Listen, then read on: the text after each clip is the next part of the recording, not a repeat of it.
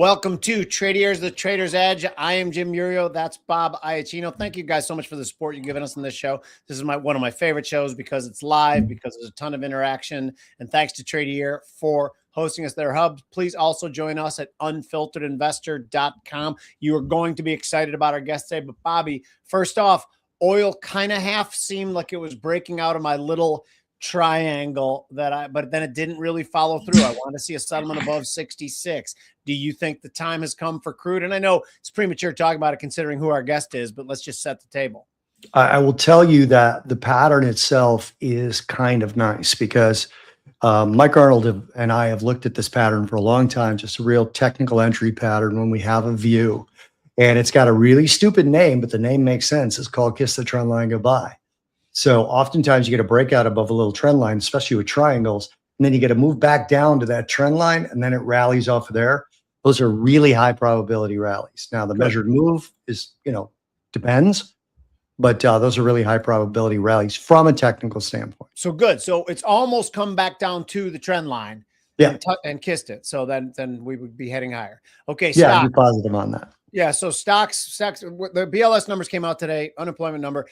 Is the market just flashing us that nobody gives a shit about them because nobody believes them anymore? Maybe. So here's the funny thing. This number, if you were to pull the best thing out of it, in my view, we can ask our guests as well, was that you had the labor force participation rate going up while you had the unemployment rate going down. So just, regular language, what does that mean? It doesn't mean that the unemployment rate is going lower because people aren't looking for jobs, because they're falling out of the labor force. All in all, it means more people are working, not fewer people are looking. So that may have a lot to do with the immigration situation. It might. But I got a whole nother rant on how partisan Matt Miller from Bloomberg is. Oh, I know. I saw you getting pissed at him today. Oh, by the way, God. I have not seen you streaming it from your Twitter. I tried to retweet it like I normally do, but I don't see you streaming it live. Are you? Yeah, I should be. Okay. You look at that to make sure while I bring on our guest, who is one of our favorite people in the world. It is Tracy Shuchart, who is the chief economist at NinjaTrader Live and NinjaTrader Group. Let's bring her on.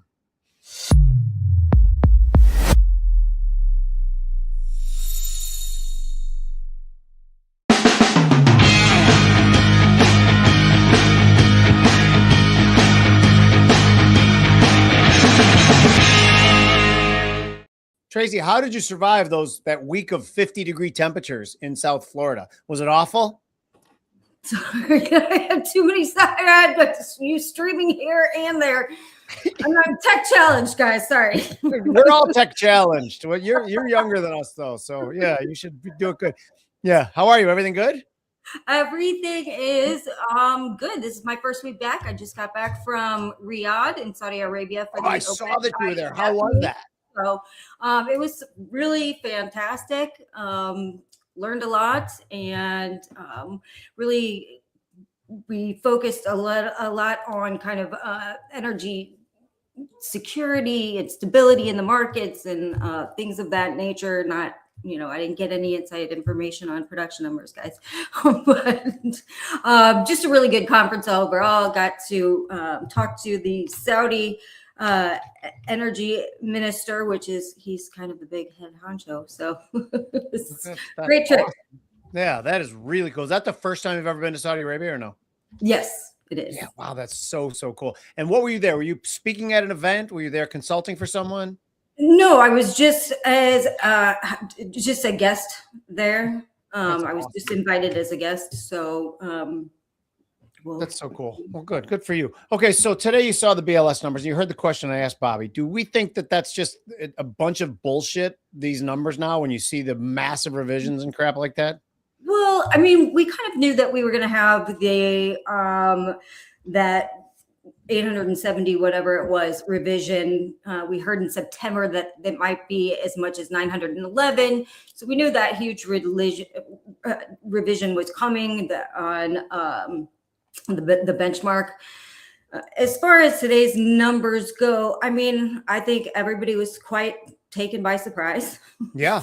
for certain, a blowout number.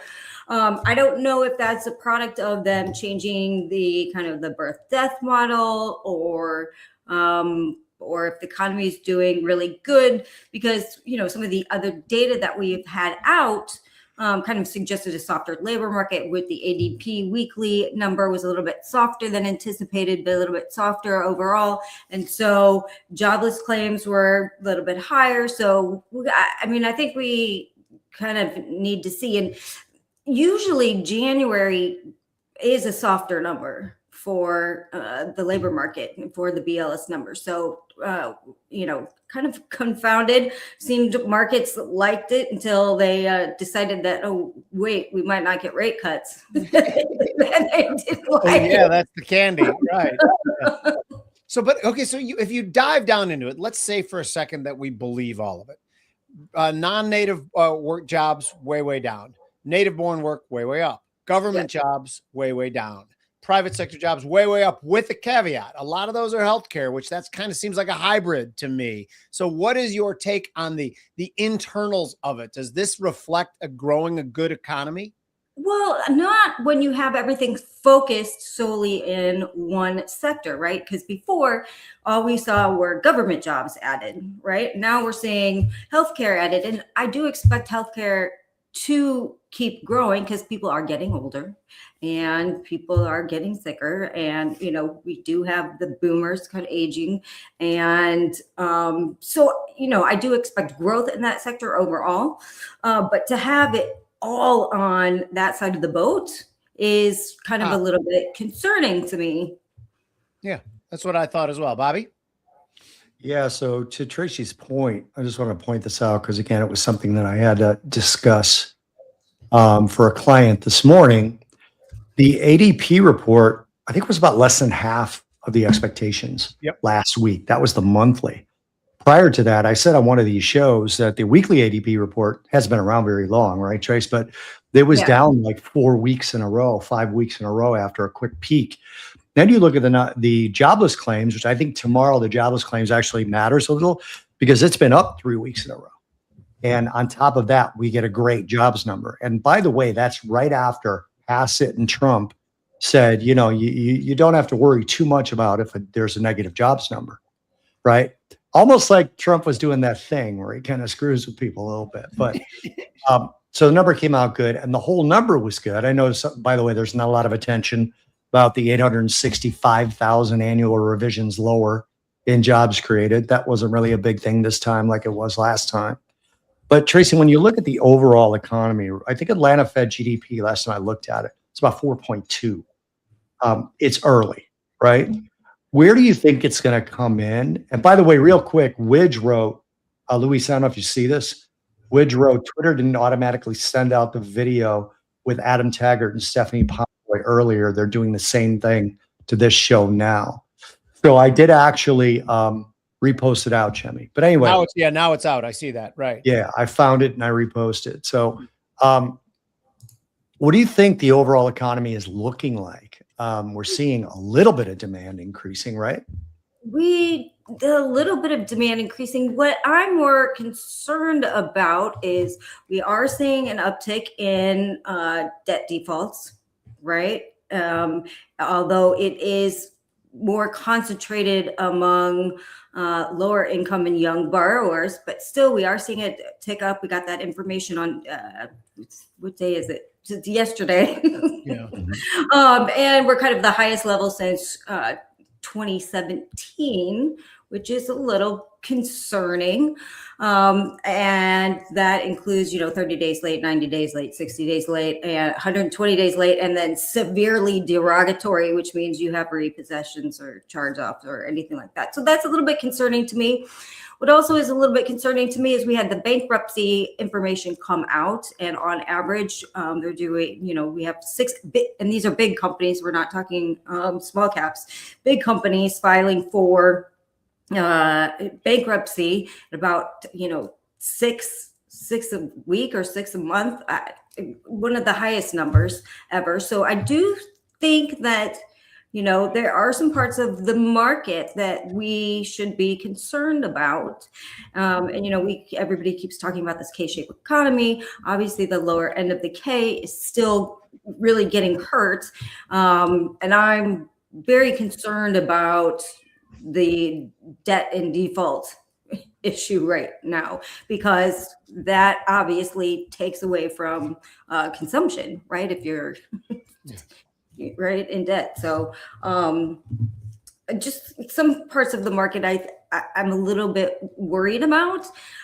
I think, I mean, I 4.2 sounds a little bit crazy to me. Something just dawned on me as you said it, and this kind of scares me a little bit, because the K-shaped recovery, when assets are booming, and still the people who were feeling rightly so that they were left out, sentiment numbers are in the toilet, despite the fact that assets are going higher. And as a knee jerk to that, we get guys like Mamdani in New York. I know there's a socialist in one of the big cities in California too. Miami socialists are crowding the scene. Let's say the economy actually does have a recession and those people are even hurt worse. Are we just going to see an acceleration of them saying screw it all and voting for the most toxic, destructive candidates? Is that a possibility? Well, obviously. Yeah. It's already happening. And I think if you look at the election midterms coming up, I think the fear is not, I think everybody thinks Republicans will likely lose the House. But what's going to be more concerning is to see how many socialists are going to be voted in. Forget Democrats. Yeah. I'm going to be looking at, how far are we swinging to, the socialist communist end of things. So just something to keep an eye on, especially during midterms. Before Jimmy asks about crude oil, and I do have a lot I want to ask you about that. What is your view on natural gas? Is this just an absolutely crazy seasonal spike, and now we're going to go sideways until we refill storage, or is this something that's actually structural? I think that the thing with natural gas is we have a ton of it. We produce a ton of it. Our wells are getting gassier, and that's a good thing, because I think, everybody's talking about the LNG story. I think that's great. I think that's great for equities tied to LNG. But I don't expect, U.S. natural gas prices to spike or to stay elevated for long. And that's actually a good thing, because that makes our exports cheaper, right? And that also makes, we're building out all these data centers. We need cheap natural gas to run these data centers, because we certainly don't have enough power. And that's the easiest thing to bring on as quick as possible. I love nuclear. I love the story, but it does take a lot longer. And, the build out is happening now. And so I think that natural gas is just the easy way to do that, and the most inexpensive way to do that, and it's cheap and abundant here. And so I don't expect, if everybody's talking about nat gas, I just don't expect prices to see anywhere near the levels that, say, Europe sees by any stretch of the imagination. Because they don't have much natural gas, and they get it from Russia, right? Well, we're getting it piped in. Now they get Russian LNG still, but that's supposed to end in 2027. And they buy a lot of natural gas or LNG from the United States, and Qatar are probably their two top providers right now. So you mentioned some of the natural gas. I don't know if you said drillers, suppliers, whatever. So what names are you looking at that might be interesting in that? So, I actually like midstream. So I like pipelines, like Enbridge or KMI. KMI or Enbridge, EMB. I really like midstream right now, because I think we need to build a lot more pipelines. Those can be done quickly. And so I kind of like the internal story in the U.S. If you're looking just for an exporter story, you can't go wrong with Cheniere LNG or, a big company like that's going to be exporting. But I really think the opportunity is within the United States. And I really like the midstream sector, because we need a ton of more pipelines for all of these data centers as well. Bobby, I want to give you the next question, but I just popped up a chart of Kinder Morgan. To me, it seems like you sell the 32 call and buy like 3 of the 34 call, because it's coming into some serious resistance of that high that it put back in early 2025. You looking at the chart too, or no? Yeah, I'm looking at it. I would need a pullback to do anything here. Yeah, it looks great, but it looks like it needs a pullback. Yeah. Yeah, I got to pull back. Go ahead, Trace. Yeah, absolutely agree. I mean, they have run fire, and I've been on this story for over a year. I mean, when we were in New Orleans together, that was what I spoke about was midstream. So I still think the theme is alive, but of course I wouldn't chase things up here. Mother, you also gave me nuclear probably 2.5 years ago, and you gave me UEC, and I think you gave me NLR too. You see no change in that story, right? No, I love it. I mean, when we started talking about that, I mean, it was trading around $7. Yep. It made it as high as I think 21 recently. I mean, it's still up there. I think that story is still far to go. We just added uranium to the critical minerals list from USGS.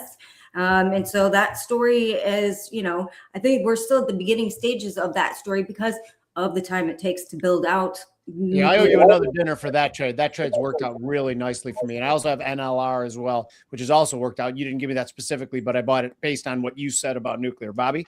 I want to go into the chat because it's been kind of piling up, and start with Remo. First of all, Remo said, hello, Tracy, Bob, and Jim, which he always just kindly says. And then he said, did you catch Einhorn's comments on CNBC for gold? I don't watch CNBC. It's crap. Yep. But then going to the second one, I don't know if you guys saw it. Then going to the second one, gold has seen massive gains in recent years, though it faced some pressure last month following President Donald Trump's Fed chair nomination announcement. So the question, I guess, from Remo is, what do we think of gold? So let's start with Tracy. No, I definitely don't think the story is over yet. I think it went a little too far, a little too fast. I welcome the pullback and some consolidation for a move for the next leg higher. But, I welcome this rest period for right now. I think it just went too far, too fast. But the underlying fundamental issues are still there. You still have central banks buying. In fact, you're just starting to see Western central banks buying, particularly Poland and Italy. It's even starting to buy. Are they, is this going to catch on? Are more central banks going to be buying? We still have geopolitical issues. You still have the issue that, we had in 2022 after we kind of confiscated Russia's funds, where people are a little bit scared of, they kind of want to hedge their bets, particularly if they're holding a lot of U.S. treasuries. And so I think I don't see any reason why it would fall out of bed for any reason. And I go back to the central banks. You have to understand central banks don't care what price it is when they're buying. They don't care. They're not looking for a deal. They're not scalping, right? And so they're just going to buy. And so I just don't see a clear path to that ending anytime soon. So I mentioned probably 3 weeks back, that once we breach 5,000 and continue to go parabolic, I was like, it might be time to finally sell some of my gold, which I did, but I missed out on about 12% to the high. But of course, I've never sold anything. 4 times I've bought the low and sold the high in 34 years that I've been doing this. So I didn't expect to do it here either, but I did buy some back. I bought some speculative gold back. I haven't sold any of the core positions for the same reasons. A couple of years ago, Tracy, I did just a real quick back of the envelope, actually front of the trading card study. I did it on here. And I said, okay, if we sort of calculated out how many times the dollar has been devalued, where should gold be? And I came up with numbers in between $341,000 an ounce to $7,800 an ounce. So I went with 7,800. And I wasn't really public about it. I think I said it to a couple of people at one of our shows. They laughed at me. Now I think I'm low. Now I think I'm low based on all what you said. We still have geopolitics. I think a little bit of this is U.S.-Iran, a little bit of this rally back. Miran, I don't believe, would have gotten the job unless he agreed that at least the conditions were somewhat amenable to a rate cut. You mean Warsh? What did I say? Miran. Yeah. Yeah. Warsh, I speak Warsh. Bobby, people. I'm here to translate. Yeah. Yeah. I bet on Miran on Kalshi. But anyway. I bet on Hassett. We were both wrong. So looking at it from that perspective, I'm trying to figure out, Jimmy, and I want to get your opinion on this as well, because I think the question was for all three of us. Where am I wrong? Where is Tracy's fundamental analysis wrong, or do you agree with us? No, I agree with 100%. And I was very, very public about selling out of 30% of my silver, less, but still a significant part of my gold in the last like 3 weeks of the run up. And again, I missed probably the top 10% and I don't care. In some ways, but then I bought some silver back as well. I didn't buy gold back because I have a substantial amount of gold. I think the fundamental story, if anything, is getting stronger, not weaker. And you said, like, before, the countries that were buying and stockpiling gold were China, Russia, countries that didn't like us very much and would love this pipe dream of a non-dollar denominated world. Now with Poland and Italy joining in, it's like people are like, no, we love the dollar. We love you, US. But just in case, we'll buy this. Yeah. Right. We think the Italians are counting their gold chains or no? By the way, I have a big crush on Giorgia Meloni. Is that bad? No, she's so, when she talks and she's so fiery, I love Giorgia Meloni. I like her too. Okay, good. I know, and my wife would not care that I have a crush on her because she doesn't think that I'm going to run away with Giorgia Meloni. But anyway, so I think the fundamental neither do I, by the way. Right, exactly. I think the fundamental story is the same, and the question just becomes technical. Where do you buy it? And I think I'll be looking more to buy it than to sell it. Yeah, so that's it. All right. Yeah. Can we go to crude? Which is what I want. Yeah, go ahead. So Tracy, my contrarian play for the year, which has been good so far, has been crude. And this started on it's been beaten up so far so fast. And then I do have the thesis that from a domestic standpoint, I think our economy is going to meet a couple different tailwinds at the same time. Not the tax cut story is real. And I'm not talking about tips and overtime. I'm more talking about expensing for businesses. The deregulation story is real. Is the reinvestment story that Trump keeps trumpeting? Well, okay. Anyway, that didn't work out. Metaphor. Right? I didn't like, as it came out, I didn't like it. When this goes live, I loved it. It was spectacular. Anyway, so if our domestic economy is going to boom or some level of boom, it seemed to me that crude was underpriced. I still think it's underpriced. What are your thoughts? I've been talking about this since last year, saying 2026 was the year for crude oil. By the way, I may have. Oh, he's frozen. So I think what he was saying is I may have stolen this from you. But yeah, so I've been talking about this since last year, literally saying 2026 was a year because of a lot of factors. One being our wells are getting gassier. Nobody's spending CapEx in the United States for more shale wells. Everybody's buying production, right? Everybody's been buying production. Well, all the mergers and acquisitions have been literally buying production. That kind of big mergers and acquisitions, we had like a big segment in like 2016. And then a couple of years ago, after COVID, we had another kind of big merger acquisition phase going on. I think most of that is generally done, but no, they're not, nobody's spending on shale wells right now. And after, 2 oil crashes, the oil companies woke up and said, we're not, we went from 20% of the S&P 500 to 2% of the S&P 500. And we are just not going to get investors back. I mean, the bankers got burned, private equity got burned, everybody got burned that kind of got involved in that sector. And so they're just not having it anymore, right? They're looking offshore in Guyana, in Suriname, in Namibia. So I've never even heard of. I thought those were all rare earth metals. Bobby, I'm going to throw the question to you too, but it's a 2-part question too. She said the wells were getting gassier. Since you got me on keto carnivore, I think that's the cure to gassiness. What do you think of that, Bobby? And also, do you agree with Tracy's analysis? Well, again, this makes some of our viewers mad, but I only shit twice a week now since I've been on carnivore, and it's a joy. I never have gas, ever. This is so much information. Yeah, oh no, yeah. We share information, Tracy. I do agree with that analysis. I will ask you a question on the back of it, though. So November, U.S. crude production dropped. I think it was 86,000 barrels. Is that a blip?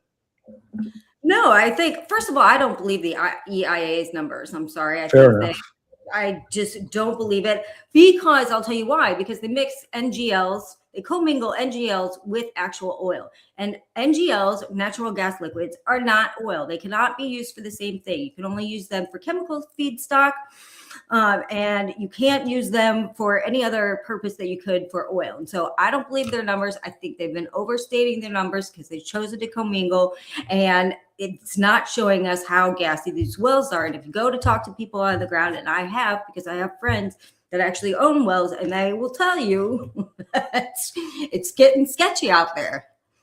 Interesting. Okay, I might even be increasing my positions more. But let's take a quick time out. Luis, will you put the banner up?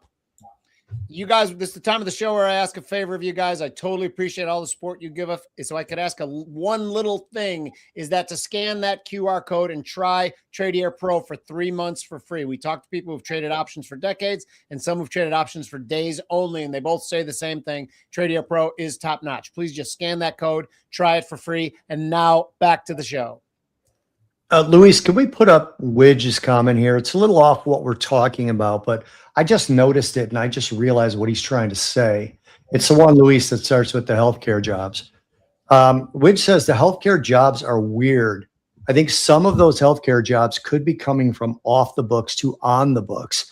Maybe that's immigration or even government benefits related. That's super interesting to me. Okay, and I have some insight on that too, because my mother, for like 2 years, was in different homes and stuff as she was 94 to 95 years old. And every worker, at each place she was at was an immigrant. And I'm not commenting at all on their status of legality, but there is a lot in healthcare of immigrant populations filling those jobs. So that might be to put support to off the books to on the books. Tracy, do you have any input on that or no? That is not my sector, guys. I really haven't done enough due diligence there, to be honest with you. Yeah, no doubt about it. Right. Same. So, but that is an interesting comment. So yeah, it was a really interesting comment. So back to the task at hand. So crude oil, where do you think, like when I'm looking at a chart of crude oil, I already said it to Jimmy earlier and you were listening, I think it's going to struggle to get through $70. That's more of a fundamental view. But you said 2026 is the year for crude oil. Now, looking at when you said it, you've already been right. But where are you looking for crude oil to go? And I speak to this, like on top of that, you were just in Saudi Arabia. How much input or influence do you think Trump has on the Saudi Arabians to go, hey, I need you guys to kick it up? I don't think not much at all, to be honest with you, because a lot of what was spoken about is the lack of spare capacity that these countries have. And that's not something they readily want to admit, right? You don't want to admit your production might not be what, your capacity might not be as high as you think it is, you stated it is. You know what I mean? So that was kind of very big for those countries to admit that, the spare capacity is just not there. And so I think, and if we look at the production numbers, even though the group of 8, they've raised the ceiling, right? The production ceiling, as they've taken those tapers offline, but they're still underperforming. It's production's rolling over. So they're not producing, all the way up to their ceiling. In fact, we are seeing a rather big rollover, and I just posted it today. But let me see how many barrels it is. Sorry. I can look for it if you posted it, Tracy. Yeah, I like, it was a repost that I post this every month because whatever. So they're down. Their crude oil production fell 235,000 barrels per day in January alone. So they're actually literally rolling over from the high production in November, which was still below their ceiling. And now they're getting further and further away from that ceiling. So Tracy, when I hear what you're saying, it sounds to me like you're saying $74 crude. I don't know why that number's jumping in my head. Maybe because it's highs from 2024 and 2022. Is that kind of what you're saying? Or what's the level where production starts to ramp up? And then how long does it take to meet demand? Well, that's going to take a while. I think, first of all, I don't think, even if we were at like $70 a barrel for, you'd have to be there like at somewhat of a steady level for, at least 6 months, if not longer. I still think at $70, even though it would be profitable for these companies, particularly in the US, I don't think they are going to rush to ramp up capacity, particularly because you do have a president that's saying, I want $50 oil. Right. Does he right? mean it though? Do you think he means it? I think Chris Wright gave him a good talking to, because he's kind of been a little bit softer on that. And the last number he threw out was like $60. And so I think Chris Wright, he is an oil guy. That's their energy secretary. He is an oil guy. He knows. He hears complaints from, all the oil lobby. Of course, he knows what's going on in the shale industry, even though he, likes to say, "Oh, we have the cheapest, oil in the world." But so I think he did give Trump a good talking to, that it's going to make the problem worse in the long run if you keep prices suppressed, because you're really not going to get anything out of them. And I think it scared. You had Continental came out and said they were stopping production in the back end, which they started the back end, right? And they came out in January and said, this is just not profitable for us, so we're going to cut our production in the back end. Shit, man, I don't have enough oil. By the way, do you watch Landman? Of course. Of course. Landman's great. Of course he does. Of course. I had to get Paramount just to do it. Like, it kills me to have to pay for TV. I had to get Paramount just to watch it. That show is brilliant. I tried to watch his other show, Lioness, and with Zoe Saldana, is that her name? But there's no, like, Billy Bob Thornton makes you laugh. And the Lioness, there's no laughing. It's only intense. Lioness is very intense. What's that? Yeah. Lioness is very intense. And sorry to jump in, Tracy, but Lioness is the first time, God, I shouldn't say this on a recorded show. I never believe, like, the skinny 5'1" woman, Tracy, punching the guy my size except 6'5" and knocking him out.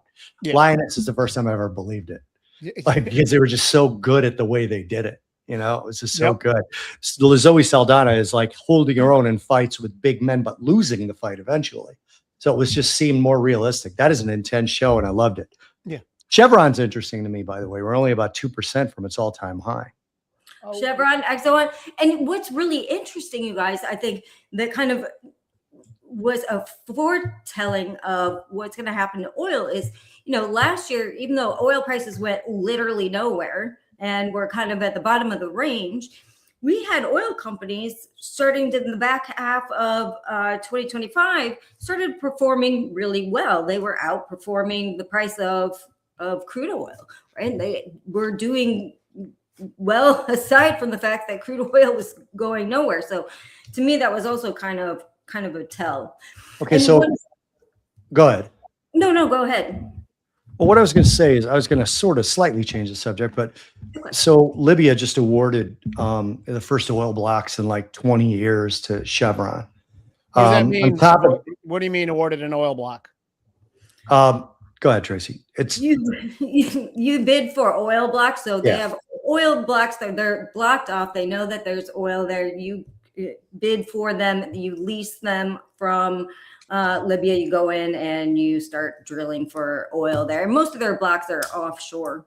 The soft equivalent of leases here in the U.S. Jimmy. Got it. Okay. And I also read the other day that Venezuela is back up to its production numbers. Now that's production numbers from before they dropped from 1 million to 400,000. They're not back up at 3.5 million. No. And we are hearing some of the talk from U.S. majors that they're not really excited about inheriting some of Venezuela's like ecological debt, some of the massive problems they have. So what's your sort of view on those two regions in terms of supply additions? Well, I think Libya, a lot of that's offshore. That's going to take a while to get back up and running. You have to remember their country also was in a civil war forever. And so a lot of their oil infrastructure was destroyed there as well. So you kind of have to start all over with that country. And, so Jimmy, what did Landman teach us about offshore drilling? It's risky and expensive. Thank you. Go ahead, Tracy. It is risky and expensive. So I don't expect anything out of Libya anytime soon. Venezuela is supposedly back up to 1 million barrels per day. They were actually at 1.3 million barrels per day. So they're not all the way back up. That was before the magic of socialism was entered into their country? No, they were at 3.5 million barrels before the magic of socialism came in. Nice. And then they went all the way down to under like 500,000 barrels per day. And then they started raising again once Chevron was back in there. And I mean, a lot of things happened in the Trump first administration and second administration. But they were up to 1. They're at what nobody wants to go in there. I mean, literally, Exxon said it is uninvestable. I think it's going to cost billions and billions and billions of dollars. And I know Trump did say, yeah, they're going to pour billions into Venezuela. They're not. You know why they're not? Because oil time horizon is 10 to 20 years. In 3 years, Trump could be out and Trump will be out, and a new president could come in and change the whole policy. And that they just spent billions for what? So could Trump beat them into doing it? Could he? No, he can't. No. Okay, all right, Bobby. Can we go to Bitcoin, Tracy? Absolutely. Sure. Start up. All right. So I spoke at 2 separate Bitcoin conferences here in Southwest Florida, where we both live. Over the last. You didn't even invite me. It wasn't my purview to do that, but I'm doing another one in a couple of weeks, so I'll reach out to you. But I spoke in 2 of them since like the middle of December. And the concerning thing to me in both of those, they bring me on as the skeptic. Now, I'm not really against Bitcoin, but in those rooms, relatively, I am, right? And the thing that bothered me the most about some of these very smart and very learned investors is that, number one, I asked them to raise their hands if they owned only Bitcoin. And about 75 to 90% of the room raised their hands. Because first they said, how many of you own Bitcoin? They all raised their hand. How many of you own only Bitcoin? Only a couple of hands went down. And then I said, how many of you think Bitcoin cannot go down? It's impossible. And those hands all stayed up. And what bothers me about it is obviously we're still at 68,000. So a lot of the people in the room who bought it 500, 1,002, they don't care about this move. Right. But where do you land on this in terms of the probabilities of it being completely worthless, which I don't think that's going to happen, or the probability of it just being so bad that the selling begets selling, which we may have already seen a little bit of it? Well, you may have seen a little bit of that. I think my concern here is that once you got institutions involved and all these ETFs and all these banks involved, then it kind of takes away from exactly what Bitcoin is supposed to be, right? And I also think that also helped kind of, kill the volatility in Bitcoin as well as kind of kill the price a little bit, because now you have all these institutional flows that you didn't have before, and now they have more power over price per se. You know what I'm saying? Than the people before. And so that's kind of my concern with Bitcoin. And, I say this having, I own very little Bitcoin. It's certainly not my focus, so everybody kind of knows that. But just looking at, and I would say this about anything, under the same circumstances, I get worried when all these institutional flows suddenly have pricing power over anything else. I had somebody, and actually Mike McGlone, he's going to be in our show next week. I was talking to him about Bitcoin. He was at the first conference I spoke at, and I thought he made an unbelievable point. I said, yeah, as soon as a CME got in, I should have just bought as much. That's the first time I bought it, by the way. I said, I should have too. Yeah, I said I should have bought like crazy, because then BlackRock and State Street, and Mike McGlone said something to the effect of, look, if they sold if there was a cyanide pill and people wanted to buy it, BlackRock would sell it. He goes, I don't think that's a reason to think that it's a good asset. It's like, oh my God. Are you sure we can criticize BlackRock on the show? I'm not sure we can. I don't think we can. Okay. Right. Yeah. So by the way, you both were talking about Bitcoin, and neither of you mentioned something which I think is interesting and perhaps important to this discussion. Bitcoin put in its highs in October. The NASDAQ put in its highs in October, probably roughly around the same week. When the NASDAQ started lower and the AI trade started broadening out to different things, Bitcoin seemed to follow the NASDAQ down. When I see the NASDAQ go down 9% and Bitcoin go down 50%, that makes sense to me. I mean, Bitcoin doesn't have an intrinsic value and they're directionally highly correlated. Do you think that has a lot to do with this? I guess, Bobby, I'm going to throw that question to you first. Do you think that it's just still correlated with the NASDAQ?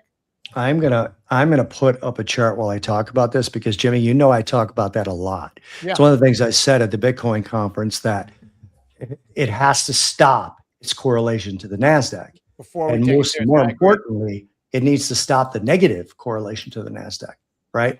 But look at this chart. This is NASDAQ is the bar chart, and Luis, put it up when you can. And the blue line is Bitcoin.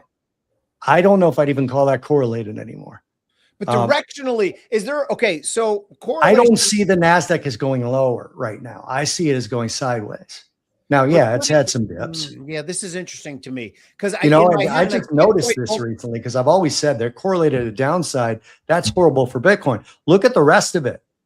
I mean, you look at the rest of it. I mean, I guess I could leave it kind of like this. Look at the rest of it. I mean, it's ridiculously correlated. Yeah. And there have been some exaggerated periods, like here, for example. But the correlation has been pretty spot on.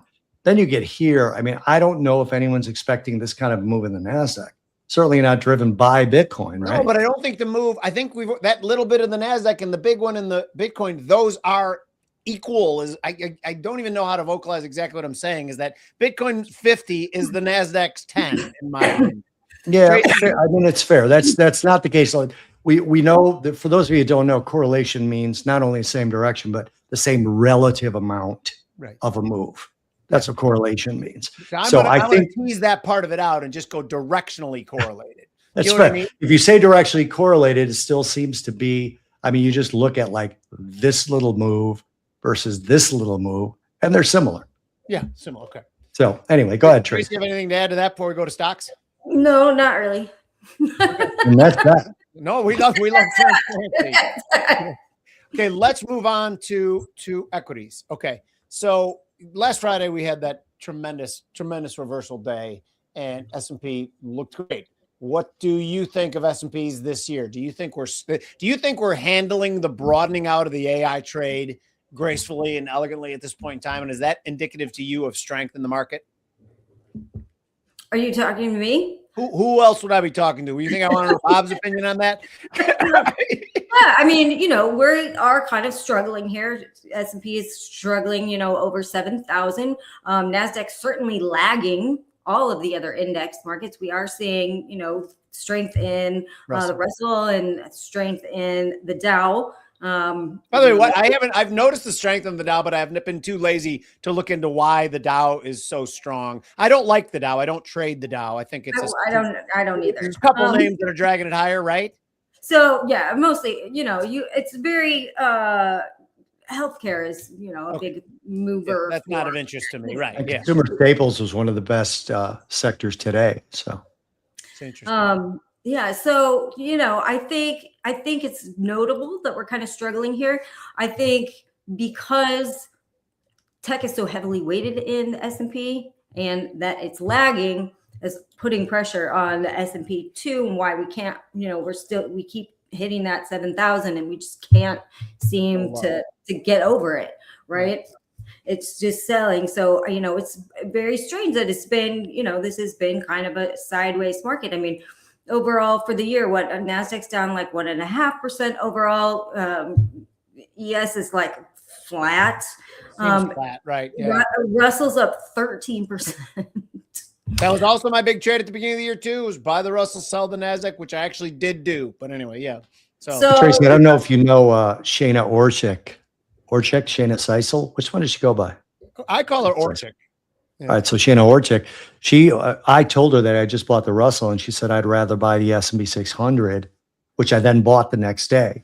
So listen to Tracy, listen to our guests, because that has been the much better performer of the two that I own. I own the IWM and the SPSM. So, and Shayna's recommendation is by far the better performer. Go ahead, Tracy. I'm sorry. I just want to tell people, listen to you guys. Yeah, and even equal weight. If you go equal weight S&P ETF, that's outperforming, the SPY. So, just an interesting rotation. I am personally glad to see that, obviously, because I'm heavily into metals, mining, and oil and gas. Right. So I'm not complaining whatsoever, since I've been more of the What else? industrial. Okay, so I like metals, mining, oil, and gas too. We've established that, and I want to get increasing that. But Bobby's been talking about staples for quite some time. What other sectors are you looking at that, like, do you think banking does well if we do really have any sort of economic expansion, or do you not think we're having an economic expansion? What do you think? No, I think utilities kind of been beaten up. I kind of like utilities here a little bit, because again, we're going to need more power. They're going to have to invest, and 2025 wasn't such a great year. Can you give me one to look at? Which one are you looking at? Anything specifically? So nothing specifically. I mean, I used to trade a lot of, let's see, what was I in? Okay. Can you guys hear my dogs barking or no? Can you hear the dogs barking? Okay. Yeah, a little bit. SO is good, or D Dominion.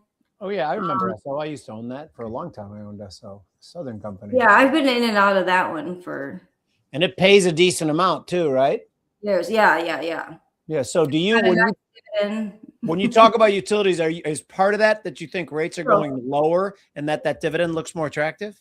Yeah, I think so. And so, we'll see. But I like utilities here.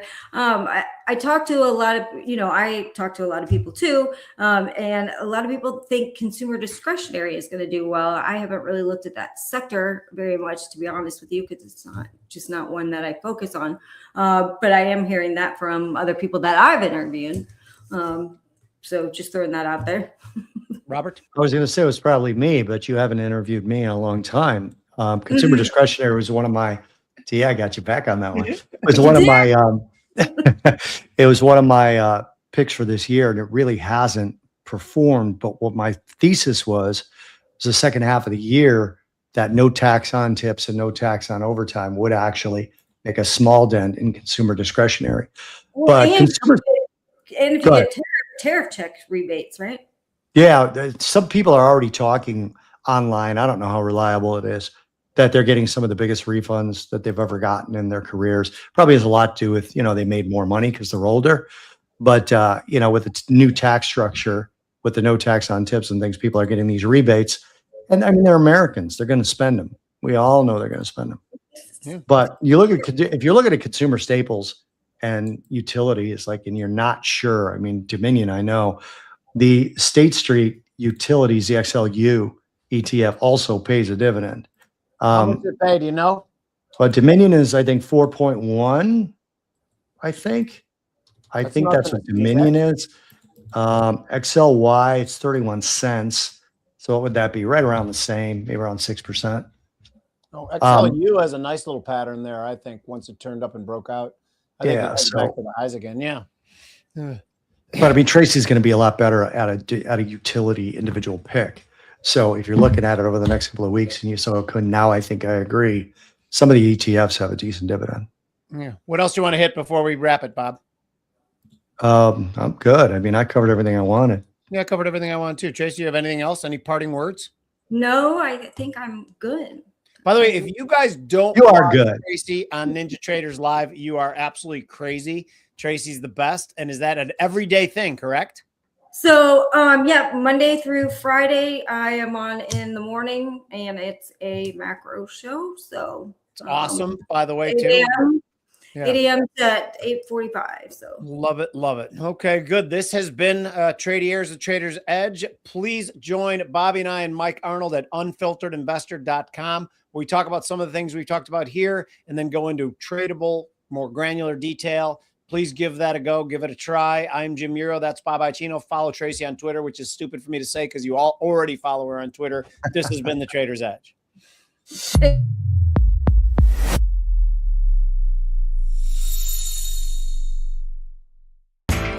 You know how the financial world goes. Here comes the buzzkill. Please make sure to take some time to read this boring disclaimer. We will owe you one.